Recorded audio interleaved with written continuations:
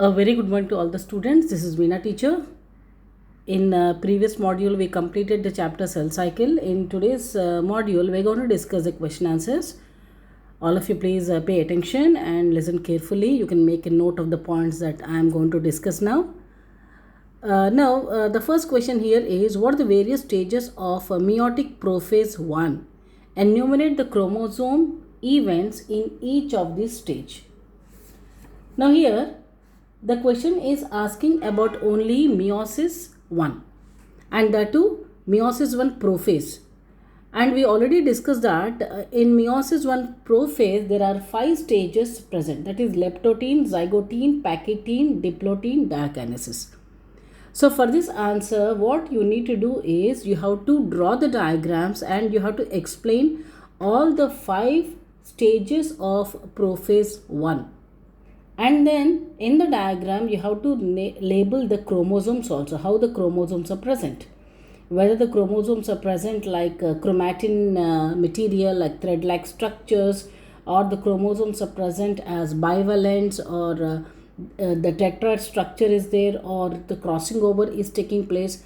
So all those events that are happening to the chromosome should be written in this answer. So you can refer to the previous lectures on this particular topic and you will get the meiosis prophase 1. You can make notes from that. Now the next question is, explain the following terms. There are 3 terms which are given here: synapses, bivalent, cheshmata or cheshma. So synapses, you have to write that during the meiosis 1, the process of pairing of 2 homologous chromosomes is known as synapses. Okay. It is not exact that pairing is not merely between corresponding chromosome but between corresponding individual units, means genes. So the pairing is very precise and the genes are going to pair up, not the chromosomes randomly, they are not going to pair up. Next is bivalent. The complex formed by the pair of synapsed homologous chromosome is called a bivalent, or you can also call it as a tetrad. It consists of 4 chromatids. So this much you write, that's more than enough. Next is cheshmata. Cheshmata formation is an indication of completion of crossing over and beginning of separation of chromosomes. The cheshmata is formed when the chromosomal parts begin to repel each other except in the region where these are in contact. Thus, cheshmata formation is necessary for the separation of homologous chromosomes. So this is to be written for this answer. Next question is, what is C value? C value is the amount in picograms of DNA contained within a haploid nucleus, or 1/2 amount in the diploid somatic cell of a eukaryotic organism.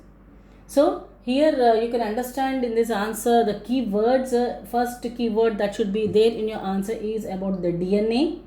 Second is haploid nucleus, or in the place of haploid nucleus you can write half the amount of diploid somatic cell, and in which kind of organisms? Eukaryotic organisms. So here you have to write these 3 words in your answer. Next question is, comment on the statement. The statement that is given is, meiosis enables the conservation of specific chromosome number in each species, even though the process results in the reduction of chromosome. First, please try to understand the question. So the statement that is given is, meiosis enable conservation of chromosomes, means protection of the chromosomal number in each species, even though the meiotic division is known as reduction division, where the chromosomal number is halved. Now this answer all of you know very well, because this answer you have been studying in standard 10 also. The question is just twisted. Now let us see how simple the answer is. Now here, meiosis is a mechanism by which conservation of specific chromosomal number of each species is achieved across the generations in sexually reproducing organisms. Now let us see how this happens. Even if the process results in reduction of the chromosomal number by half, it is gradually conserved by the union of male gamete and female gamete, and the union between the male and female gamete once again results in the restoration of the chromosomal number to diploid. Okay, so that is the reason why the meiosis, it enables the conservation of specific chromosomal number. and also it increases the genetic variability in the organisms from one generation to the next generation. So as I told you, this answer is very simple. Only the thing is you should understand the question. Next is describe the events that are taking place in the interphase of the during the interphase. Yes. Now here children, or this question can be asked as define cell cycle, explain the stages in cell cycle. So either ways your answer is going to be about the cell cycle. You have to draw the diagram of the cell cycle here, and then you have to write about G0 phase, G1 phase, S phase and G2 phase. What exactly is happening in all those phases you have to write. Now in the second question that is explain the stages in cell cycle, here you will write about mitosis also. Okay, so because the cell cycle contains mitosis, whereas interphase does not include mitosis. So you have to understand the difference. So when a cell cycle is asked, you will write all the phases that are present in the interphase plus cell cycle. When interphase is asked, you need not mention about or you need not explain about the mitosis. That's the difference between these two questions. Now the next question is what is meant by quiescent stage of cell cycle. Now quiescent stage of cell cycle is nothing but G0 stage is known as quiescent stage, also known as inactive stage of cell cycle. Cells in this stage remain metabolically active but no longer proliferation unless they do not get instruction to do so, depending upon the requirement of the organism. So I told you this also while in one of the modules that inside our human body, when the cells are not in the process of division anytime soon, then in the cells are present in this quiescent stage. So here don't make a mistake thinking that the cells are in an inactive state. Certainly not. They are metabolically very active, but only the thing is the interphase and the mitotic division is not going to happen in this cell unless and until the cell gets a signal that it is time for them to divide.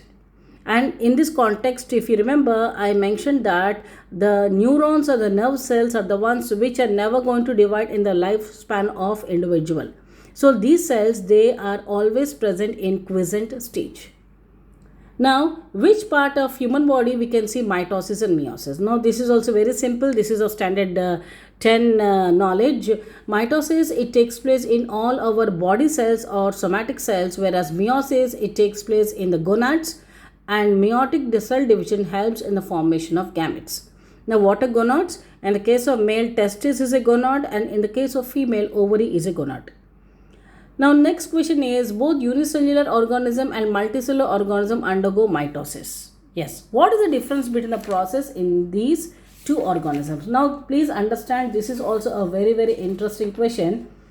Now unicellular organisms like bacteria, amoeba, etc. you studied that these organisms they divide by binary fission. This binary fission is also known as amitosis. Remember? Amitosis. It is not mitosis. A-M-I-T-O-S-I-S. Mitosis. Whereas the cells that are present inside our body, these are dividing by mitotic division. Both seem alike. Means one cell dividing into two cells. So here the question is both unicellular organisms and multicellular organisms undergo mitosis. What is the difference between the process between the two organisms? Now here this question is very tricky. I have answer for you. You please make note from the points here. Now mitosis is a usual process of cell division in which the splitting of parental cell into two daughter cells takes place. Amitosis that happens in bacteria and amoeba etc. It is unusual cell division in which involves division of cytoplasm and nucleus by appearance of a furrow which deepens to divide the cell into two individual cells. You can read the rest of the differences. One difference I would like to highlight here. In the case of mitosis, you're having all the four phases present. In the case of amitosis, you have only cytokinesis followed by karyokinesis followed by cytokinesis. Okay, and spindle fibers is seen in mitosis, whereas in amitosis, spindle fibers are not seen. Rest of the differences you can just read from the slide and then you can make your own answer.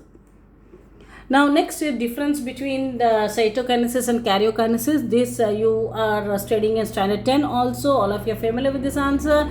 You can write this answer. Steps in mitosis, steps in meiosis. You have to explain this answer with the help of well labeled diagrams. Remember, to practice the diagrams, you have to draw this with the help of diagrams. In case you are showing the meiotic division, please do not use any colored pens or pencils, etc. You can use one pencil and you can use one blue ink pen, something like that. Differentiate between mitosis and meiosis, that also we have seen in one of the modules. You can just go back to that and go through that module once again. Difference between the plant and animal mitosis, that is also you have studied in standard 10. You are familiar with this. Describe the significance of cell division. Yes, now significance of cell division is, you have to write here, cell multiplication, continuity, multicellular organisms, growth will take place, increase in the cell size, genetic similarity. All these are the various points which you will write pertaining to the significance of cell division. Now remember, when we are talking about cell division, we are talking about both mitosis and meiosis together. So here we are not discussing only about the mitosis. Meiosis is also a kind of cell division. So you will write the importance of both mitosis as well as meiosis. Explain the term crossing over. So here crossing over, I think we have already seen one of the questions. I have described the crossing over.